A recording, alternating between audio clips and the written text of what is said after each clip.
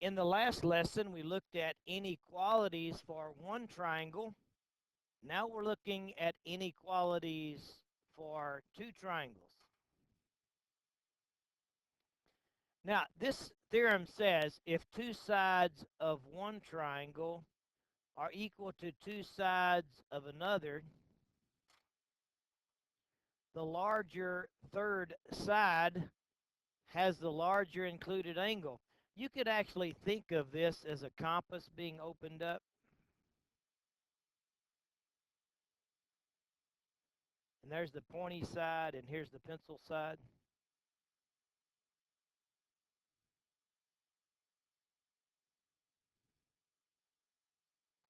Same compass, pointy side, pencil side. The pencil got dull.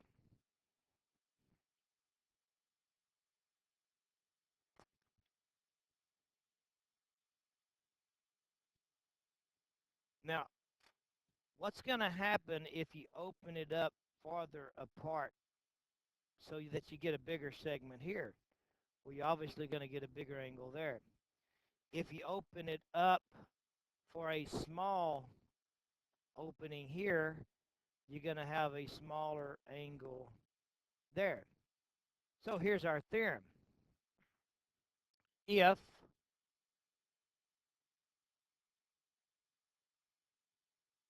two sides of one triangle equal two sides of another, then the one with the larger third side is going to have the larger included angle.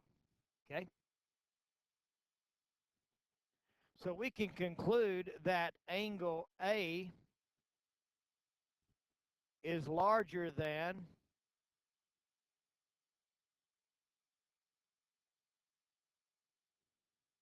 angle E, since the third side of this one, BC, is larger than the third side of this one, DF. If two sides of one triangle equal two sides of another, then the one with the larger third side will have the larger included angle. It's just like you opened up your compass wider, therefore you got a wider angle. Makes good sense, doesn't it? And vice versa, or conversely, the one with the larger third angle would have the larger third side. The one that had the larger included angle would have the larger third side. Example, if I have my compass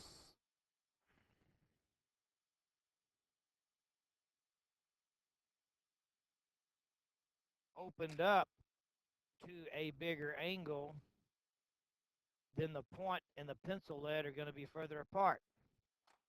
If I have my compass opened to a smaller angle, then my point and my pencil lead are going to be less distance apart. If two sides of one triangle equal two sides of another, then the one with the larger included angle, that's the angle that makes the two sides, will have the larger third side.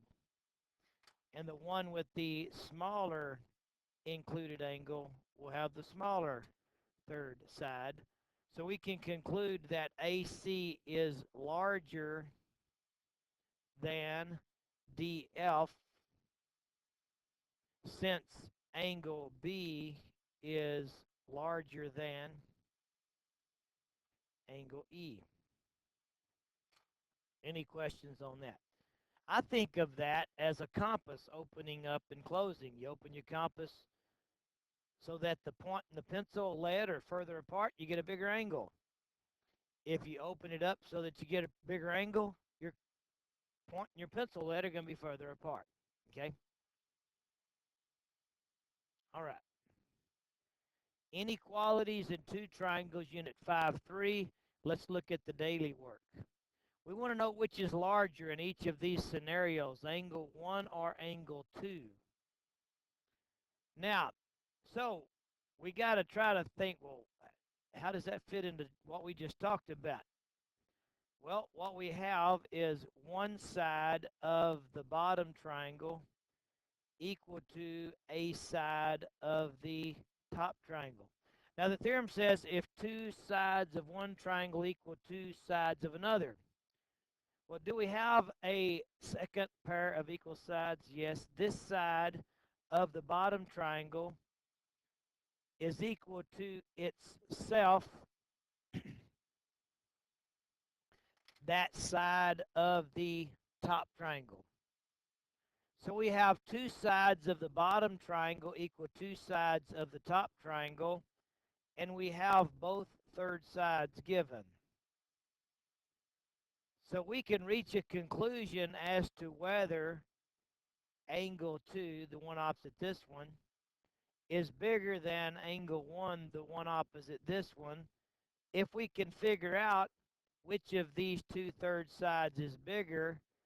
And to do that, we're going to need to get a common denominator between fourths, sevenths, and fifths. We need to compare 4/7 to 3/5. They would have a common denominator of 35. We would make equivalent fractions. 7 times what is 35/5, so 4 times 5 is 20. 5 times what is 35/7, so 3 times 7 is 21.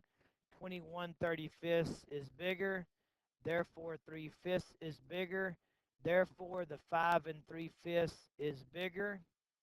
This one has the larger third side, therefore it has the larger included angle, so angle 1 is the larger of the angles. Okay, so we're making you work at this a little bit. We had to recognize that common side down the middle. That gave us two sides of one equal two sides of another. We could say it's equal to itself by reflexive property. And then to figure out which third side was larger, we had to get some common denominators, find equivalent fractions, and then be able to compare. Okay? We'll let you work on 2 and 3. Let's look at the next little section of problems, 4, 5, and 6. We have, we'll just look at number 4. We have a side of the triangle on the left is equal to a side of the triangle on the right. We have the diagonal BC that's a common side. And so it's a side of the left triangle and a side of the one on the right. And so it's equal to itself by reflexive. That now gives us two sides of the triangle on the left is equal to two sides of the triangle on the right. If two sides of one triangle equal two sides of another, then the one with the larger included angle will have the larger third side. The 45 was bigger than the 40, so the side opposite the 45 would be the bigger third side, so we can conclude that CD is bigger than AB. If two sides of one triangle equal two sides of another, then the one with the larger included angle will have the larger third side. Any questions there? Okay. That brings us to using a diagram and a compass to reach conclusions. Again, the conclusions will be the rules for the next page. We want you to accurately construct and measure.